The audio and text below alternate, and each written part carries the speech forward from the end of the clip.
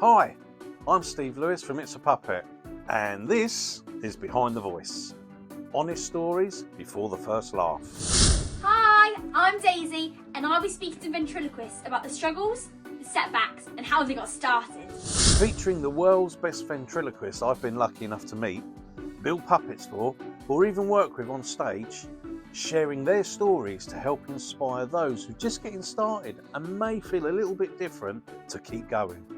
I am fairly new to my ventriloquism journey, and even though I face some challenges and online negativity, I've kept on going. And I'm super duper excited to be asking the questions I've always wanted to ask some of the coolest people. I followed Daisy's journey right from the very start, and her positivity, her determination has been absolutely incredible. And I'm so glad that she's the one that gets to ask the questions others don't get a chance to. So join us as we go behind the voice.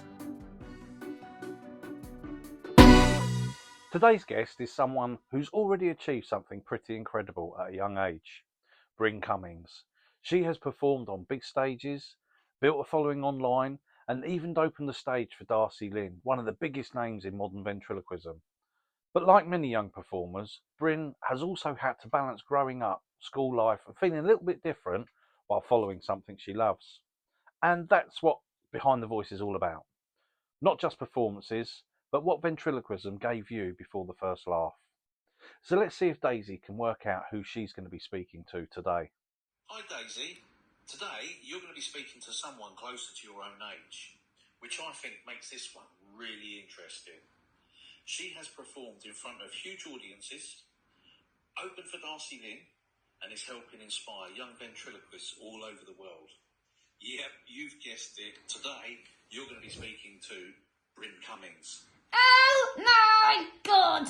I bet she can read 9-9. Oh, I like her. She's so cool. Cooler than you. Thanks, Granny. Hi, Bryn. Thank you so much for being a part of Behind the Voice. You're amazing at ventriloquism, and your performance on AGT was quite literally mind-blowing. And I hope you really enjoyed the questions. Before you started performing on stages like AGT, what did ventriloquism give you personally, and what was the meaning for you starting it? When I started ventriloquism when I was like around 7 years old, it's because I saw Darci Lynne on America's Got Talent, and that I just wanted to do it for fun at first, and I just started doing it one day, and my parents were like, wow, that's really cool. So my mom took a video of me with my first puppet, Coral the Mermaid, and she took a video of me singing Lucy in the Sky with Diamonds by the Beatles, and she posted it on like Facebook, I think, and it went, people saw it and people were like, oh my gosh, this girl's kind of good. And then I just kept practicing, and eventually I made it up to the stages and I started performing and then made it to AGT, which was my goal from the beginning. I wanted to follow in Darci's footsteps and make it to AGT one day, and I did. I'm really proud of that. Did you ever feel different from other children because of ventriloquism? And how exactly did you deal with it? When I was in elementary school and like the first 2.5 years of middle school, people would make fun of me a lot for doing ventriloquism and liking to perform. But now that I'm in high school, people don't really talk about it. I try to keep my school life and my performing life separate. I do school musicals and I perform at school, but I don't do ventriloquism at school. And because I don't really talk about it or bring it up, it's kind of separated. So I kind of am just a normal teenager, and then I perform on the side, and it's so fun, and I love being able to do both and still have fun doing both. Performing is something I've always done, but it hasn't always been easy. Sometimes kids have made fun of me for doing ventriloquism. Say what? That stinks. I thought about telling them to talk to the hands, but then I decided to keep my mouth shut, because they're the real dummies. How exactly did it feel to open the show for the incredible Darci Lynne? I bet it was amazing. Opening for Darci Lynne was such a full circle moment because she is the reason that I started performing in the first place. I've been performing since I was 7 or 8 years old, so it's been half my life, and it was so nice getting to see her. My guy who makes a lot of my puppets, Steve Axtell, I love him. He got me in contact with my ventriloquism coach, Gary Owen, who also happens to be Darci Lynne's coach. And he was able to get us to meet each other back when I was really young. So I've met her a few times, but I'm so grateful that she reached out and asked if I wanted to open for her. We got to meet her backstage again. We got to make a little video. I met her mom and her brother, and they were all so nice. And it was just such a full circle moment getting to see from how I started to where I've progressed to get to now, where I'm able to open for Darci. It was so cool. Hi guys, it's Darci Lynne here, and it's Bryn Cummings. We're playing at the Wealthy Theater tonight. Excuse me. What? Excuse me. Actually, it's Petunia and Penelope. Yeah, that's right. Yeah, look at us. We're twins. When you started doing really well and going really successful with your ventriloquism, did ventriloquism ever turn into pressure instead of fun? After America's Got Talent, there was a lot of places reaching out to book me. We had news stations. I was on the Huckabee TV show. I just had a lot of corporate events I had to perform at. So I had a lot of shows. It was very busy. And I was only like 13 at the time, 12, 13.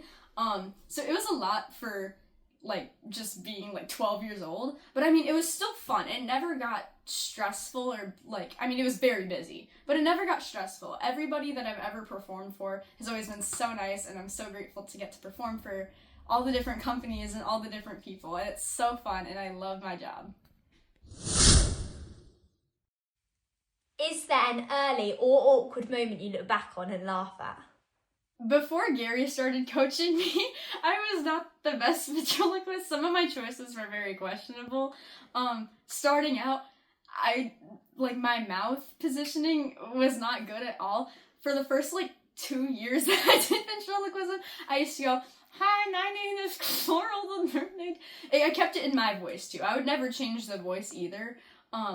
Probably the worst one is Gary was the person who's like, "You need to get a table," because first 3 years probably that I did ventriloquism, Penelope, I would just kind of hold her and put my elbow on my hip, and it would just look like she was sitting on my side the whole time. And Gary's like, "You need to get a table." And I was like, okay. So I have a table now. And yeah, I was not the best performer at first, but it's okay because I feel like I've come a long way. Bryn, where do you see yourself in 10 years from now? In 10 years' time, I am going to be 25 years old, so I'll be mid-20s. I'll probably be in college, most likely. I really want to go to either Juilliard or the University of Michigan. Both are entirely different things. I want to go to Juilliard to get a degree in theater and maybe pursue Broadway in the future. I would still like to perform. I don't know if ventriloquism would be the path for me. But who knows, maybe I'll start ramping up shows and I'll start doing more and more and I'll go, oh my gosh, this is what I want to do for the rest of my life. But as of right now, I really want to be on Broadway, or I want to go to the University of Michigan to be an orthodontist in the future. Thank you so much, Bryn. That was such a fun interview. I think what we learned there is that big things can happen, but you always need to make sure you love what you do. Hope to meet you in person one day. End it. I have done a plethora of interviews in the past, but I have never been asked those questions before. They're very interesting. And you know what? I actually love that because I get to share a little bit about myself that a lot of people don't know. So thank you so much, Steve and Daisy, for this episode of Behind the Voice. I think what stood out most from Bryn's story is how important it is to hold on to the reason you started in the first place. Bryn spoke really honestly about growing up with ventriloquism, balancing normal life with performing, and what happens when exciting opportunities start becoming real. But one thing that really stood out to me was that even when things got bigger, she still talked about keeping it fun. And I think that's a really important reminder.